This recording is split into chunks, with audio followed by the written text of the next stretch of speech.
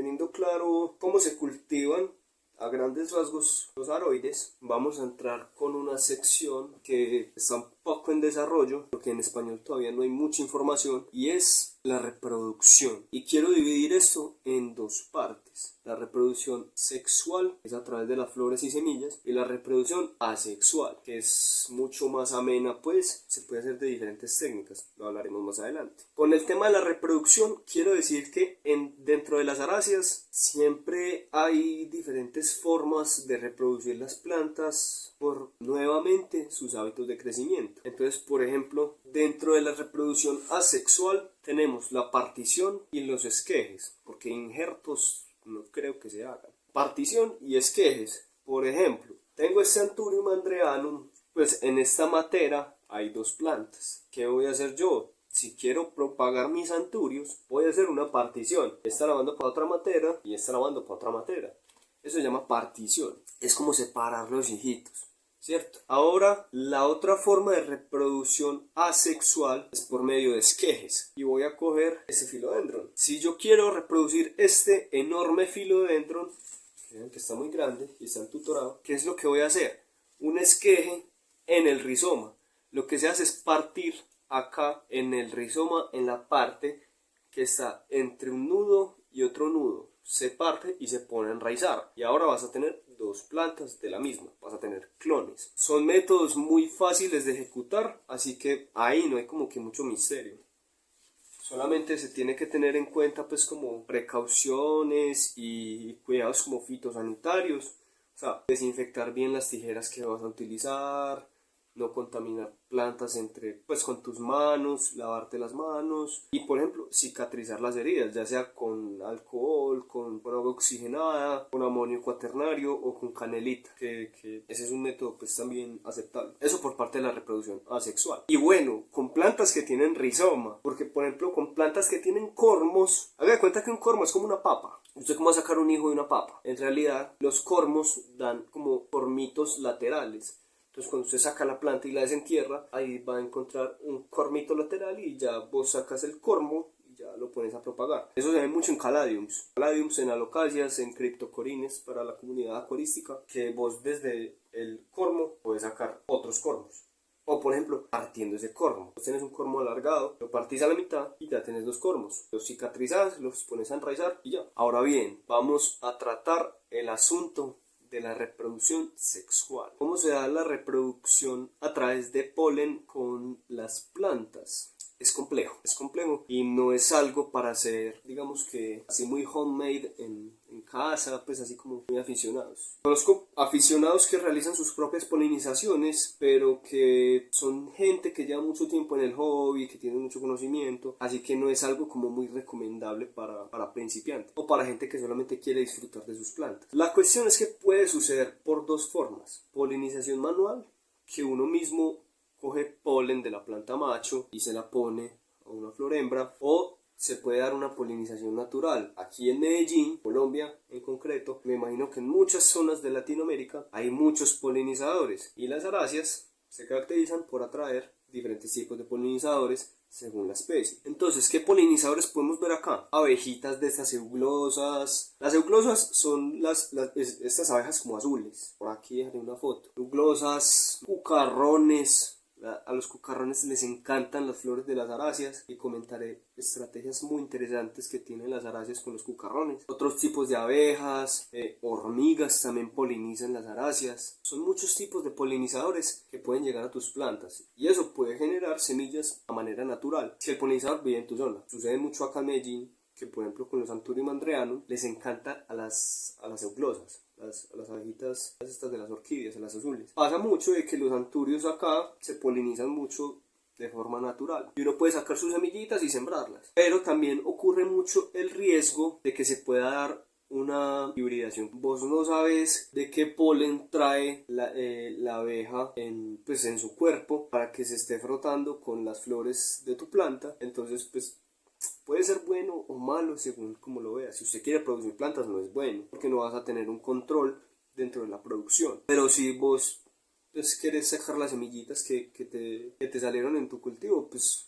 no hay ningún problema. Antes es muy bacano, pues, uno tener un híbrido sin quererlo. El siguiente aspecto es la polinización manual, la polinización que uno mismo realiza antropomorfizadamente, queriendo controlar todo, queriendo jugar a ser Dios, como somos nuestra naturaleza humana. Simplemente hay que saber qué plantas vamos a polinizar, porque literalmente hay aráceas que son muy difíciles de polinizar. Vamos a hablar de casos muy concretos y que son de fácil polinización y que usted mismo puede hacer en casa. Los anturios se caracterizan porque su espádice tiene flores perfectas. ¿Eso qué quiere decir? Inflorescencias que en sus flores, recordemos que es una inflorescencia, hay flores tanto masculinas como femeninas en la misma estructura. ¿Qué quiere decir? Son flores hermafroditas. Pero con los anturios sucede que ellos primero sacan su parte femenina y después sacan su parte masculina. No la sacan al mismo tiempo para evitar autopolinizaciones.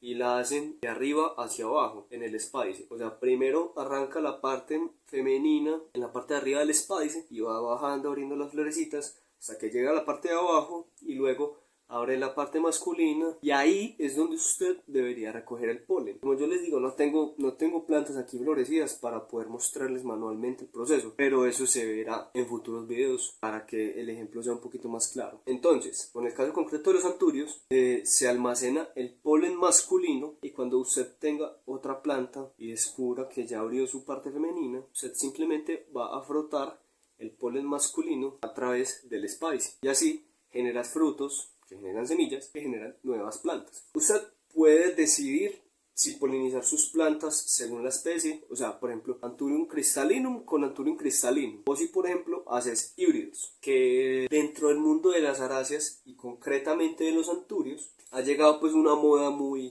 interesante de andar creando híbridos de todas las especies posibles. Yo insisto mucho en que hay que conocer la planta que usted tiene para poder polinizarla, porque no todos los anturios son viables en la polinización, porque dentro pues, del mismo género hay subdivisiones. Entonces digamos que un anturio nido de pájaro no es lo mismo que un anturium bakii, por ejemplo, y esos no son híbridos viables. Genera fruto, genera semilla, pero no genera planta. Entonces comercialmente se han generado híbridos muy impresionantes, muy bonitos, muy ornamentales por sus hojas, por sus flores y por su tamaño. Lo mismo pasa en Philodendron. En Philodendron también se está experimentando un poquito pues como con el tema de híbridos. En Monstera no tanto. En Monstera lo que se hace es mejorar las especies que ya hay. Entonces que sacan las monsteras variegadas, con diferentes tipos de colores, que la amarilla, que la blanca, que la Moonlight, que es así mitad blanca, mitad verde, que con pinticas muy chiquitas. Entonces hay como este tipo de mejoramiento de la especie, mejoramiento entre comillas. Y ya hay polinizaciones manuales que se hacen es netamente por preservar la especie. Por ejemplo, las Amorphophallus, al ser plantas que florecen especialmente poco, cuando florecen se aprovechan para polinizar y poder preservar las especies así en colecciones muy grandes o en jardines botánicos. Y ahora con el tema de la reproducción sexual de las aráceas, me la paso diciendo que son plantas muy interesantes y muy inteligentes, porque es que tienen mecanismos muy complejos para poder atraer a los polinizadores. Voy a comentar solamente algunos, como para poder darle cierre y para que ustedes dimensionen lo bacano que son estas plantas. Género Philodendron. Los Philodendron se caracterizan por tener este tipo de flores, son separadas entre sus sexos, la parte de abajo está la femenina, la parte de arriba es masculina, y que como comenté en el caso de los anturios, no florecen las dos partes al mismo tiempo. ¿Qué hacen los filodendros? Como tienen flores cerradas, durante las noches más que todo, abren sus flores y empiezan a segregar aromas con compuestos derivados de aminas. Son compuestos muy fuertes, incluso algunas, no solo filodendron hace eso, sino que algunas aráceas huelen muy feo. Por ejemplo, las Amorphophallus, las Dracontium, las Auromantum también, las Typhonium huelen muy feo y eso lo hace para atraer a escarabajos. Y lo que hacen es que atraen hembras y machos de los escarabajos, cierran la flor una vez que los escarabajos estén ahí adentro y entre las flores femeninas y masculinas hay flores estériles, flores que no tienen ni polen ni ni estigmas. Entonces lo que hacen es los cucarrones comerse esas flores estériles y empatar el polen de la parte masculina de otra planta en la parte femenina. Y cuando van a volver a abrir para liberar a los escarabajos, abren la parte masculina para que ellos se unten de polen y llevarlo a otra planta. Es muy interesante. Sumado a esto, esas flores se calientan, son flores termogénicas para poder inducir a los escarabajos a tener ahí actos reproductivos. Entonces es muy interesante poder copiar esas conductas en cultivo selectivo. Es bastante complejo, la verdad, pero se ha logrado. Los philodendron también son plantas que se reproducen bastante bien con la mano humana, y más adelante podremos experimentar cómo es la polinización de los filodendros, porque no es tan fácil como la de los anturios, que es coger polen, almacenarlo y ponerlo en otra planta. No, hay que hacer muchos más procesos y estar mucho más pendientes. Y ya, resumiendo toda esta carreta, hagamos una recopilación. En general, las aráceas, para sus cuidados, requieren buena iluminación, pero no sol directo, muy buena humedad, un sustrato suelto dependiendo del tipo de planta que queramos cultivar. Se pueden reproducir por nuestra mano humana y podemos generar colecciones de estas plantas impresionantes. No se imaginan la diversidad de aráceas que hay en el mundo. Más adelante hablaremos de géneros más raritos, de géneros un poco más escasos dentro de lo comercial. Ya, espero que hayan disfrutado este episodio. Esto fue el segundo capítulo del maravilloso mundo de las aráceas. Espero que hayan aprendido un poquito de este lindo espacio. Me gusta compartir mis conocimientos de plantas que con mucha obsesión he adquirido. Y ya. Espero que hayan disfrutado este video. Recuerden suscribirse a este canal, activar la campana de notificaciones. Recuerden darle like, apoyar este contenido en sus redes sociales. Pueden comentar qué videos quieren ver acerca de las aráceas u otras plantas. También estamos abiertos a esas sugerencias. Yo soy Felipe y eso fue El maravilloso mundo de las aráceas, capítulo 2. Muchas gracias.